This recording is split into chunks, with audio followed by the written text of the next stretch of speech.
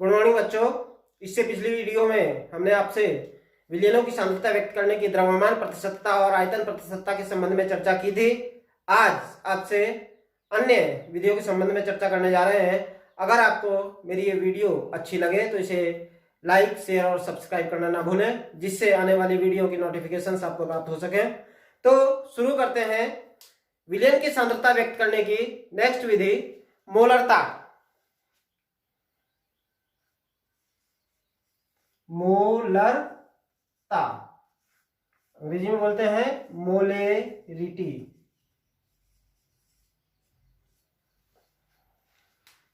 मोलरता किसी विलयन के 1 लीटर में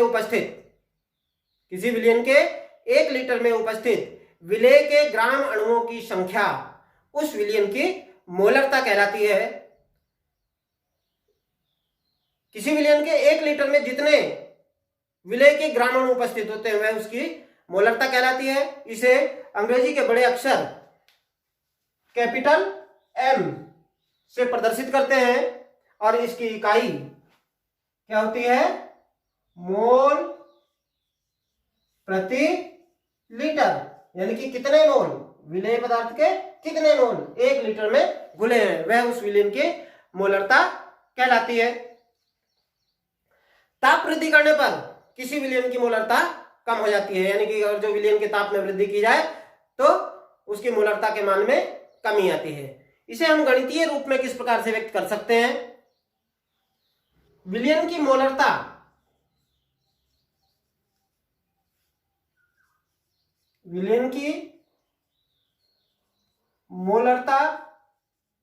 M बराबर विलेय के ग्राम अणुओं की संख्या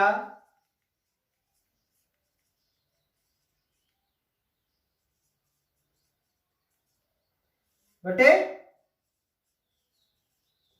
उस विलयन का आयतन लीटर में। विलेय के ग्राम अणुओं की संख्या बटे उसका आयतन लीटर में। कहने का आशय है मोलरता क्या है? मोलरता किसी विलयन में उपस्थित विलेय के ग्राम अणुओं की संख्या तथा उस विलयन के आयतन का अनुपात है। विलेय के ग्राम अणुओं की संख्या, यदि हमें विलेय के ग्राम अणुओं की संख्या ज्ञात नहीं है, माना उसका द्रव्यमान हमें ज्ञात है, ग्राम में द्रव्यमान दिया गया है, किलोग्राम में द्रव्यमान दिया गया है, तब हम किस प्रकार से किसी विलयन की मोलरता को ज्ञात कर सकते हैं? किसी पदार्थ के ग्राम अणुओं की संख्या, पदार्थ के ग्राम अणुओं की संख्या या मोलों की संख्या बराबर होती है पदार्थ का ग्राम में द्रव्यमान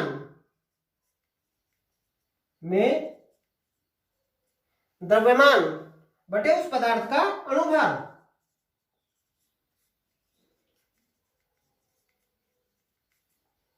हम विलेय की बात कर रहे हैं। पिछली वीडियो में हमने जाना था कि हम विलेय को WA से प्रदर्शित कर रहे हैं। उसको रिप्रेजेंट करने के लिए WA टर्म का यूज किया है और विलेय का अणुभार उसको हमने MW मॉलिक्यूलर वेट मान लिया था, या इसको हम MA भी लिख सकते हैं। तब और विलयन का आयतन को V माना था, तो यदि विलेय का द्रव्यमान WA ग्राम और उसका मॉलिक्यूलर वेट, उसका मॉलिक्यूलर मास जो है वो MW तथा उस विलयन का आयतन V लीटर हो, तब विलयन की मोलरता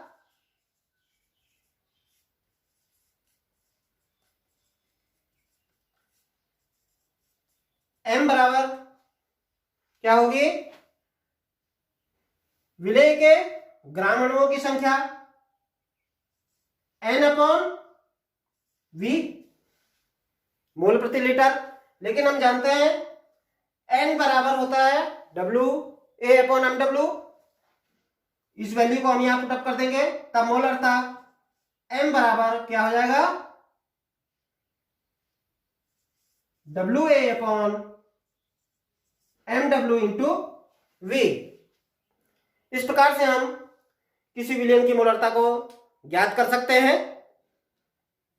एक अंकित प्रश्न, ये उस विलयन की मोलरता ज्ञात कीजिए जिसमें 5 ग्राम सोडियम हाइड्रोक्साइड 450 मिलीलीटर विलयन में घुला है।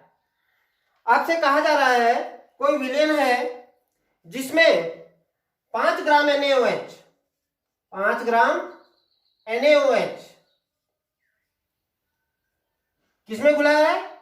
450 मिलीलीटर विलयन में घुला हुआ है। यहां पर विलेय का द्रव्यमान WA बराबर कितना होगा? 5 ग्राम।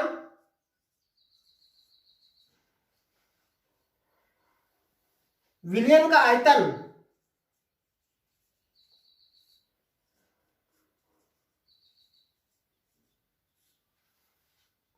V बराबर 450 मिलीलीटर। इसको हम लीटर में कन्वर्ट कर देंगे। 450 बटे 1000, क्योंकि 1 लीटर में 1000 मिलीलीटर होते हैं। तो ये बराबर हो जाएगा 0.45 लीटर। तो विलयन का आयतन हमारे पास है 0.45 लीटर। विलेय का द्रव्यमान हमें दिया गया है 5 ग्राम। सब्सटेंस है NaOH सोडियम हाइड्रोक्साइड। तो सोडियम हाइड्रोक्साइड का अणुभार NaOH का अणुभार, सोडियम का परमाणु भार धन ऑक्सीजन का परमाणु भार धन हाइड्रोजन का परमाणु भार जोड़ देंगे। सोडियम का होता है 23 परमाणु भार, ऑक्सीजन का होता है 16, हाइड्रोजन का होता है 1। इन तीनों को परमाणु द्रव्यमानों को जोड़ देंगे, परमाणु भारों को जोड़ देंगे। सोडियम हाइड्रोक्साइड का अणुभार आ जाएगा। तो सोडियम हाइड्रोक्साइड का अणुभार हो गया 40। अब हम क्या करेंगे? सबसे पहले सोडियम हाइड्रोक्साइड के ग्राम अणुओं की संख्या यानी कि मोलों की संख्या को हम यहां पर ज्ञात करेंगे, क्योंकि मोलरता बराबर होती है ग्राम अणुओं की संख्या। ग्राम अणुओं की संख्या n अपॉन विलयन का आयतन V। लेकिन आप जानते हैं n बराबर ग्राम अणुओं की संख्या बराबर उस पदार्थ का द्रव्यमान ग्राम में बटे उसका अणुभार। तो WA अपॉन MW गुणा V। आपके पास WA की वैल्यू है 5 ग्राम बराबर 5 बटे MW, इसका आपको मॉलिक्यूलर वेट पता है 40 गुणा V। आयतन विलयन का 0.45 लीटर। इसको सॉल्व करेंगे बराबर 0.278। इसकी इकाई क्या होगी? मोल प्रति लीटर। यानी कि वह विलयन जिसमें 5 ग्राम NaOH 450 मिलीलीटर विलयन में घुला होगा, उसकी मोलरता कितनी होगी? 0.278 मोल प्रति लीटर। दूसरा क्वेश्चन समझते हैं। ऑक्जेलिक एसिड जिसका मॉलिक्यूलर वेट 126 है कि 250 मिलीलीटर सेमी मोलर विलयन को प्राप्त करने के लिए कितने ग्राम ऑक्जेलिक एसिड की आवश्यकता होगी? आपसे कहा जा रहा है प्रश्न में ऑक्जेलिक एसिड मॉलिक्यूलर वेट 126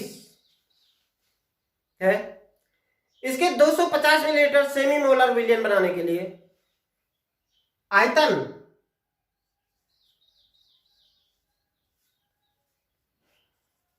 विलयन का आयतन V इक्वल टू 250 मिलीलीटर।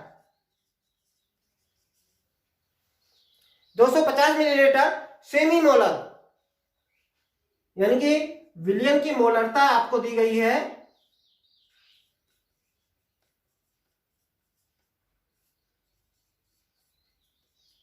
1/2, इसका मतलब 0.5 मोल प्रति लीटर।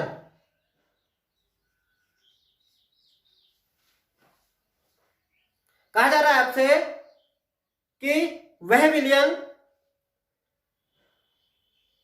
जिसमें विलेन की मोलरता 0.5 मोल प्रति लीटर है, ऑक्जेलिक एसिड के 250 मिलीलीटर विलयन बनाने के लिए कितने ऑक्जेलिक एसिड की आवश्यकता होगी? इसका आपको मॉलिक्यूलर वेट ऑक्जेलिक एसिड का दिया गया है 126। आप जानते हैं मोलरता का फॉर्मूला, मोलरता M बराबर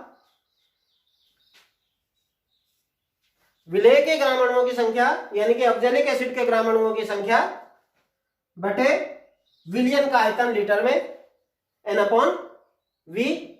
यहां पर आपको आयतन 250 मिलीलीटर दिया गया है, आप इसको लीटर में कन्वर्ट कर देंगे, यह आ जाएगा 250 बटे 1000 बराबर 0.25 लीटर। N बराबर ग्राम अणुओं की संख्या होती है उस पदार्थ के द्रव्यमान बटे उसके अणुभार के बराबर। द्रव्यमान इसका दिया गया है, आपको ज्ञात करना है WA, आपको ज्ञात करना है। इसका मॉलिक्यूलर वेट आपको दिया गया है MW और इंटू हो गया V।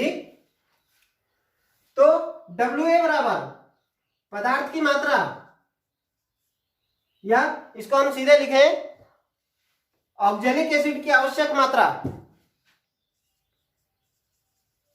ऑक्जेलिक एसिड की आवश्यक मात्रा WA बराबर क्या आ जाएगा, M गुणा MW गुणा V।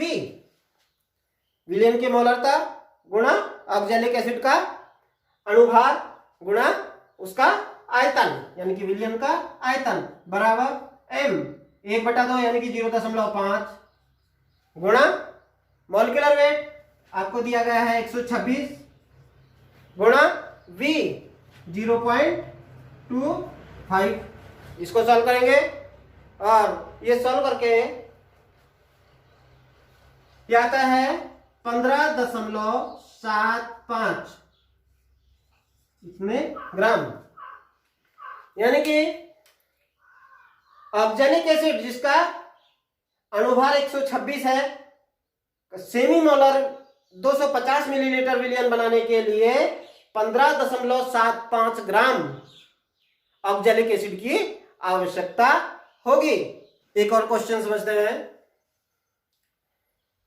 9.8 ग्राम H2SO4 को 9.8 ग्राम H2SO4 को जल में घोल करके 10 मिलीलीटर विलयन बनाया गया। 9.8 ग्राम H2SO4 को घोल करके जल में 10 लीटर विलयन तैयार किया गया।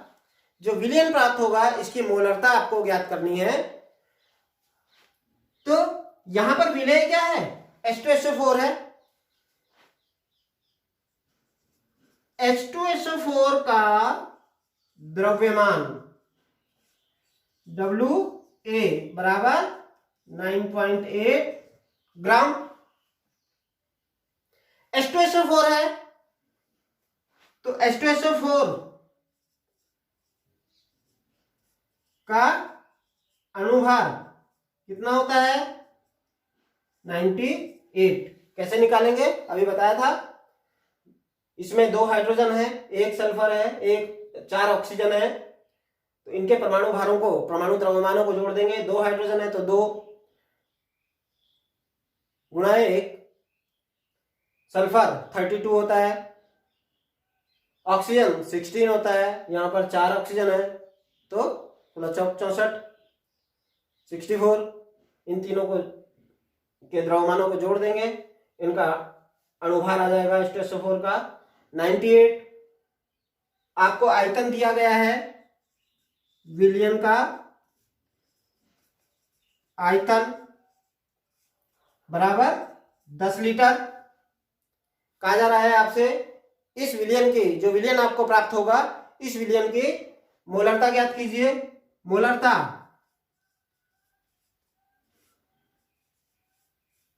m बराबर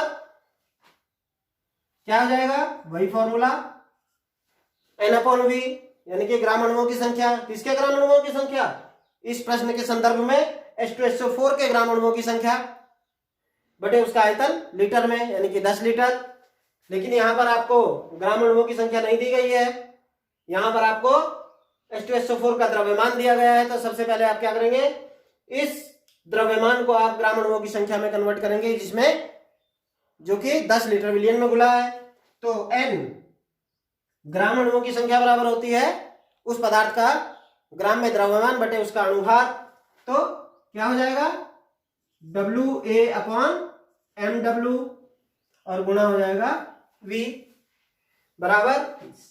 अब आपके पास WA वैल्यू दी गई है 9.8 ग्राम बटे मॉलिक्यूलर वेट आप ज्ञात कर चुके हैं 98 और गुणा V इसका 10 लीटर, इसको सॉल्व करेंगे, बराबर 0.01 मोल प्रति लीटर। ये इस विलयन की मोलरता होगी, यानी कि वह विलयन जिसमें 9.8 ग्राम H2SO4 10 लीटर विलयन में घुला हुआ है, उसकी मोलरता कितनी होगी, 0.01 मोल प्रति लीटर। इस तरह के अंकित प्रश्न एग्जाम में आपसे पूछे जाते हैं। इसमें यहां पर यह बात ध्यान रखनी है कि यदि आपको विलेय पदार्थ के ग्राम अणुओं की संख्या या मोलों की संख्या दी गई है, तो आप सीधे फॉर्मूले में उसको n/v लगा देंगे, ग्राम अणुओं की संख्या बटे उसका आयतन लीटर में, विलयन का आयतन लीटर में। और यदि आपको ग्राम में द्रव्यमान दिया गया है, तब फिर आपको उस पदार्थ का अणुभार ज्ञात करते हुए सबसे पहले ग्राम अणुओं की संख्या या मोलों की संख्या ज्ञात करनी है, उसके पश्चात आप उस विलयन की मोलरता ज्ञात करेंगे।